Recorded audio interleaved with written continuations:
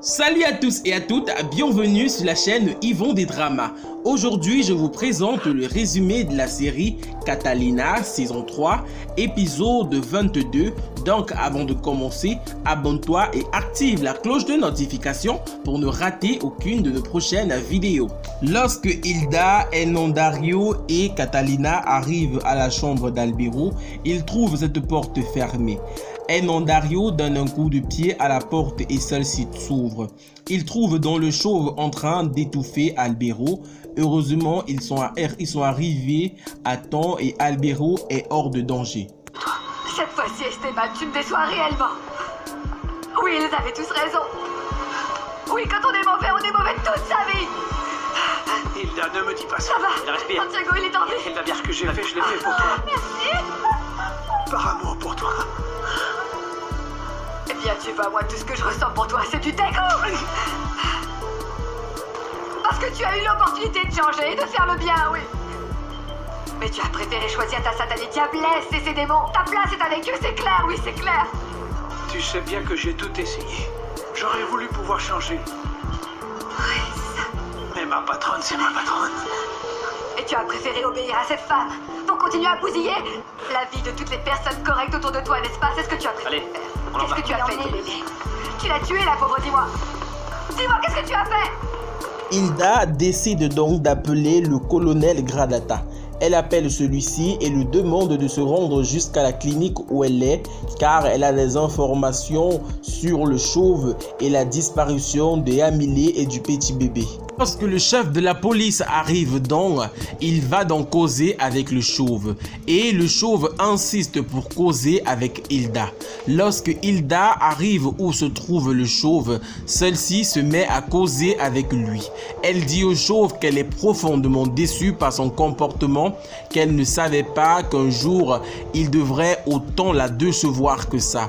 Mais le chauve dit qu'il a fait cela, c'était simplement par amour pour Hilda, car il aime cette femme de tout son cœur. Mais il a toujours su que Hilda n'avait aucun sentiment pour lui. Et lorsque la diablesse l'a rappelé, il n'a pas hésité, car il a toujours été fidèle à la diablesse.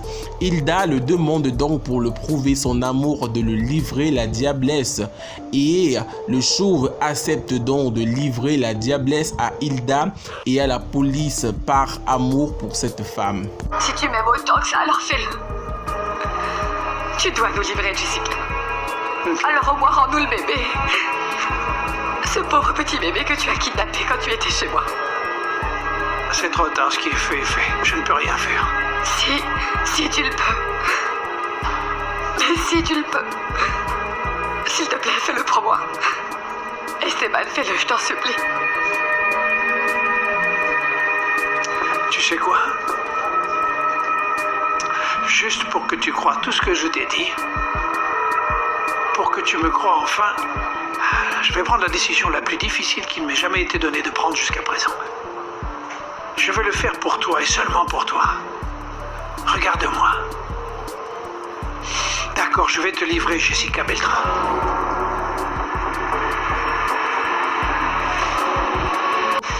C'est la meilleure décision. Je vous écoute, où est-elle? Je ne connais pas l'adresse exacte. Mais par contre, je peux vous conduire jusqu'à elle. Bon, très bien. Cristancho, prépare le fourgon, on part avec le détenu. De l'autre côté, la diablesse, en attendant le retour de Albero et du chauve, ne cesse de stresser. Elle ne cesse de prendre des comprimés, de l'alcool et fumer des cigarettes. Elle est tellement stressée à l'idée que le chauve revienne sans Albero. De même, à l'hôpital, lorsque Albero ouvre les yeux, c'est Catalina qu'il voit en premier et celui-ci fait la promesse à sa fille qu'ils ne doivent plus jamais se séparer. Et lorsque Hilda entre dans la chambre d'hôpital et demande à Albero comment est-ce qu'il se porte, celui-ci dit qu'il ne s'est pas senti aussi mieux depuis beaucoup de temps car maintenant il est avec sa famille. Sur la route comme prévu, le chauve est en train de conduire la police jusqu'où est logée la diablesse en ce moment. Lorsque le chef de la police demande au chauve combien de gardes du corps la diablesse a en ce moment, celui-ci répond que la diablesse n'a pas un grand monde à côté d'elle maintenant, qu'elle a juste son fils qui n'est qu'un bébé et les cendres de sa fille Daniela qui est morte. Elle traîne donc son bébé et les cendres de sa fille partout avec elle comme une folle. Il dit ensuite au chef de la police qu'ils ne pourront bien sûr pas mettre la diablesse en prison car elle est folle. Sa place est donc dans un centre psychiatrique. Sur la route, le chef de la DEA appelle le chef de la police pour demander du renfort car ils sont en train d'aller pour arrêter Titi, mais le chef de la police dit qu'il ne peut pas diviser ses hommes car eux aussi sont sous une grosse opération. Ils sont sur le point de capturer la diablesse. Le chef de la DEA demande donc à Catalina s'ils peuvent aller rejoindre le chef de la police pour capturer la diablesse. Celle-ci accepte immédiatement en disant que la diablesse est bien plus dangereuse que Titi et qu'ils sauront sûrement une nouvelle occasion pour capturer celui-ci. De l'autre côté, à l'hôpital, Hilda est toujours en train de causer avec Albero. Celle-ci se met donc à demander pardon à Albero car elle n'a jamais cherché à avoir de ses nouvelles parce qu'elle croyait que celui-ci était parti de sa volonté pour vivre avec la diablesse. Mais maintenant, elle sait qu'il a été ensorcelé et Albero dit à Hilda qu'elle n'a pas besoin de s'excuser. Il dit également à Hilda qu'il a un aveu à la faire.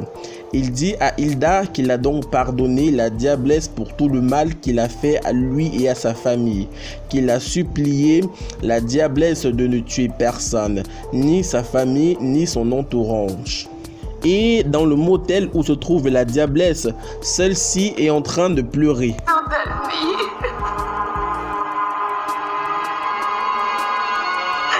Pardonne-moi, je t'en prie.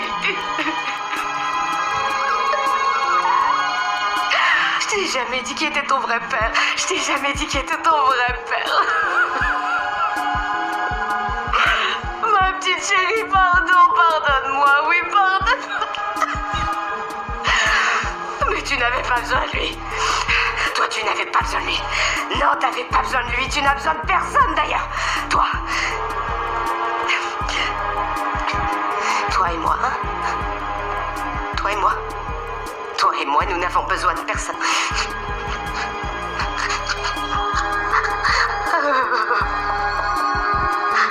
Toi et moi, nous sommes invincibles. Oui, invincibles. Cette femme ne va pas changer. Et lorsque Hilda dit donc à Albero que la diablesse est venue jusqu'à chez eux et a pris le bébé que Albero était venu avec, celui-ci se met à s'agiter et dit qu'il faut absolument qu'il retrouve ce bébé. Hilda demande donc à Albero si ce bébé est le sien et il se met donc à se souvenir de tout. Ce bébé, c'est ton fils, n'est-ce pas? Moi, ce dont j'ai toujours rêvé, c'est d'un petit garçon. Ce bébé n'est pas le mien. Tu te souviens de la première nuit que nous avons passée ensemble, dans l'autre propriété? Je m'en souviens, mais ce n'est pas un bon souvenir. J'ai congelé ton sperme. Puis je l'ai emmené à une banque de sperme. J'ai payé une insémination artificielle et j'ai même loué un ventre. Je ne vais pas te mentir, je me suis accroché à ce bébé. Tu sais, durant tout ce temps en captivité. Mais cette satanée bonne femme raconte tellement de mensonges. Et ce pauvre petit bébé, pour cette satanée cinglée, c'est un peu comme une monnaie d'échange. Et Hilda, qui ne cessait de pleurer, demanda donc à Albero qu'elle aimerait lui poser une dernière question pour oublier tout ça. Elle demande donc à Albero si toutes les fois qu'il a couché avec la diablesse, il sait au moins se protéger. Celui-ci répond donc à sa femme Hilda que oui, il s'est protégé toutes les fois qu'il a couché avec la diablesse, car cette femme est démoniaque. De l'autre côté, avant de faire l'attaque, le chauve demande donc au chef de la police s'il va réellement le protéger, car dès que la diablesse va savoir que c'est lui qui a mené la police jusqu'à chez elle, elle considérera cela comme la plus grosse trahison de sa vie et n'hésitera pas à chercher le chauve partout où il est pour le tuer.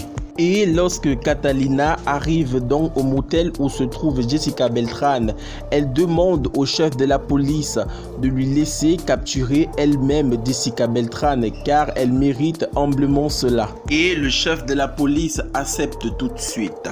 C'est ainsi que dans l'hôtel, tous les employés de l'hôtel sont remplacés par les agents de la DEA.